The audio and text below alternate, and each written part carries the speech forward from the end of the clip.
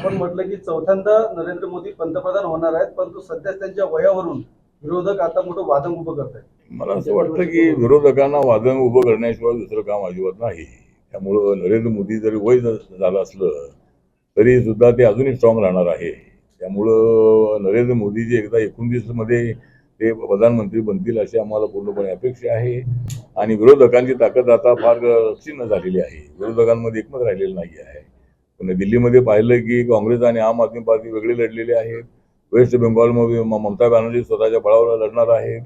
त्यानंतर आता बिहारमध्ये जे इलेक्शन आहे त्या ठिकाणी आमची एनडीए फार स्ट्रॉंग आहे. बीजेपी आणि नितीश कुमार नंतर रामविलास पासवानची पार्टी आहे, आमचाही पक्ष आहे. तर आम्ही सर्वजण त्या ठिकाणी एकत्रितपणे लढणार आहोत आणि तिथं सुद्धा सत्ता आम्हाला मिळेल अशी अपेक्षा आहे. तर एकतर जनता जो निर्णय देईल, पण आम्हाला विश्वास आहे की आम्ही जे कामं केलेली आहेत देशाला 10 नंबरच्या इकॉनॉमीवरून आम्ही 5 नंबरवर आणलेलं आहे.